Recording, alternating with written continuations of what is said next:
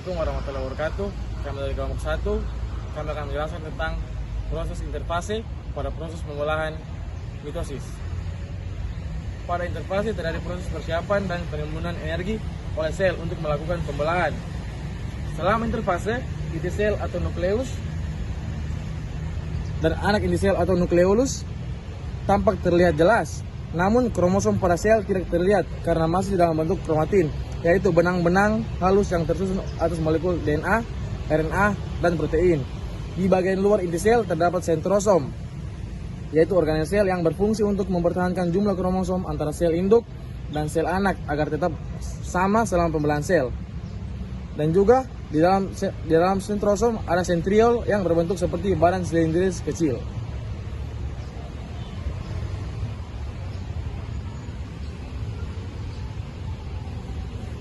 Tahap interfase terbagi menjadi 3, yaitu fase G1 atau G pertama, kemudian fase S atau sintesis, dan fase G2 atau G2. Baik, kita akan membahas yang pertama, yaitu G1. Fase G1 juga disebut dengan fase pertumbuhan dan perkembangan sel. Hal ini ditandai dengan berkembangnya sitoplasma atau cairan sel, organel sel, serta sintesis bahan-bahan yang akan digunakan untuk fase berikutnya, yaitu fase S.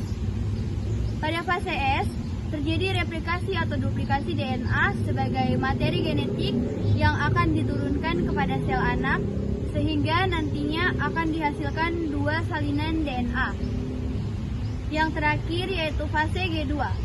Replikasi DNA telah selesai, terjadi peningkatan sintesis protein. Sebagai tahap akhir persiapan sel untuk melakukan pembelahan.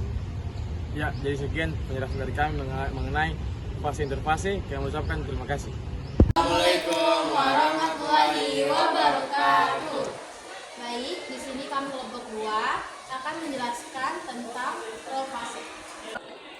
Profase adalah tahap pertama dari pembelahan sel, mitosis, dan meiosis.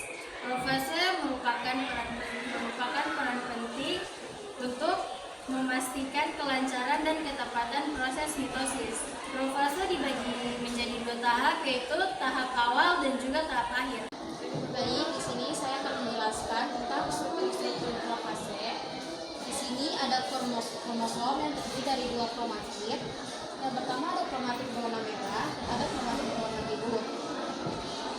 Di setiap kromatid dihubungkan di tengah oleh sentromer. Sentromer ini berada di tengah, menjadi penghubung kromatid. Setiap kromatid membawa sebaran genetik dari informasi genetik. Terus di sini ada pembentukan benang spindel. Pembentukan benang spindel mulai tumbuh dari sentrosom menuju ke kromosom. Lalu benang-benang ini nantinya akan mengikat sentromer, untuk memudahkan pemisahan kromosom ke setiap sel anak. Di sini kita bisa melihat ada sentrosom. Sentrosom itu bergerak ke kutub sel. Sentrosom struktur yang mengatur benang spindel dan bergerak menuju kutub yang berlawan dalam sel. Ini akan membantu dalam menarik kromosom ke arah kutub masing-masing selama ada fase. Kemudian di sini kita bisa melihat ada membran inti sel. Ini ada 7 tahap pada profase. Yang pertama itu ada kondensasi kromatin. Kromatin mulai memadat dan memendek menjadi struktur kromosom yang lebih jelas. Setiap kromosom pada tahap ini terdiri dari 2 kromatid saudara yang identik dihubungkan oleh sentromer. Yang kedua ada pembentukan kromosom. Kromosom mulai terlihat di bawah mikroskop cahaya sebagai struktur yang padat. Kromatid saudara terhubung di bagian tengah oleh sentromer yang akan menjadi titik penghubung benang spindel. Yang ketiga ada migrasi sentrosom ke kutub sel. Sentrosom yang berfungsi sebagai pusat pembentukan benang spindel. Benang-benang mikrotubulus atau spindel mulai terbentuk dan menjulur dari sentrosom. Yang keempat ada pembentukan benang spindel. Benang spindel mulai terbentuk dan memanjang di antara sentrosom yang terletak di kutub yang berlawanan. Kemudian yang kelima ada nukleus menghilang. Pada tahap profase, nukleus yang biasanya terlihat di dalam inti sel mulai menghilang. Yang keenam ada disintegrasi membran nukleus. Membran nukleus atau membran inti mulai terurai yang memungkinkan kromosom untuk bebas dalam. Assalamualaikum warahmatullahi wabarakatuh. Perkenalkan, kami dari kelompok 3 yang diketuai oleh Ritali Ansyalo dan anggotanya saya Melvin Bersyalomentut dan Angela Saureka. Di sini kami akan membawakan tentang materi metafase. Kepada Angela saya persilakan. Jadi metafase ini merupakan tahapan dari mitosis. Dia ada 5 tahapan. Yang pertama itu interfase, terus profase, metafase, anafase, dan telofase. Nah, di materi kali ini kita mendapatkan bagian metafase. Di metafase ini adalah tahapan proses pembelahan sel yang terjadi di mitosis, bisa juga di meiosis, di mana kromosom berjajar di tengah bagiannya sel membelah seperti ini. Nah, metafase ini terjadi setelah fase profase dalam pembelahan sel mitosis sudah selesai. Jadi pembelahan mitosis biasanya terjadi di dalam sel-sel makhluk hidup. Hasil pembelahan ini merupakan 2 sel anaknya yang memiliki sifat identik dengan sel induknya. Jadi, untuk ciri-ciri metafase juga ada. Yang pertama, inti selnya larut. Terus, kromosom sel memadat dan bergerak bersama. Terus, kromosom berjajar pada lempeng ekuator. Terus yang terakhir, setiap sentromer memiliki 2 kinetokor yang masing-masing dikaitkan oleh benang spindel. Sekian dari kami, kurang lebihnya kami mohon maaf. Wassalamualaikum warahmatullahi wabarakatuh. Assalamualaikum warahmatullahi wabarakatuh. Kami dari kelompok 4 yang beranggotakan Muhammad Farshad Ilham, Herlina Pratiwi, dan Rusidar. Hari ini kami akan menjelaskan tentang proses anafase mitosis. Baiklah, saya akan menjelaskan pengertian tentang anafase. Anafase ini adalah fase keempat dari mitosis, yaitu proses yang memisahkan materi genetik dan duplikasi yang dibawa ke dalam nukleus sel induk menjadi 2 sel anak yang identik.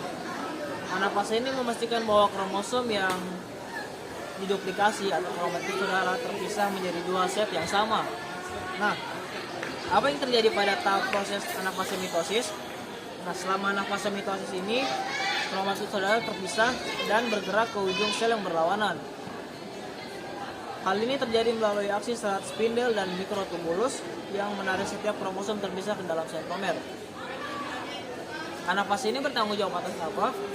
Selama anafase dalam mitosis, kromatin saudara terpisah di sentromer dan bergerak ke ujung sel yang berlawanan.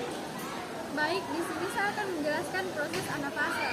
Yang pertama itu selama anafase, setiap pasangan kromosom dipisahkan menjadi 2 kromosom yang identik. Yang kedua, kromosom dipisahkan oleh struktur yang disebut spindel mitosis, itu yang kuning ini. Spindel mitosis terbuat dari banyak protein panjang yang disebut mikrotubulus yang melekat pada kromosom di ujung satu dan ke kutub sel di ujung lainnya, seperti yang ada di sini. Kemudian selanjutnya ada kromatid saudara, dipisahkan secara bersamaan di sentromernya. Kemudian ada kromosom yang terpisah kemudian ditarik oleh spindel ke kutub sel yang berlawanan.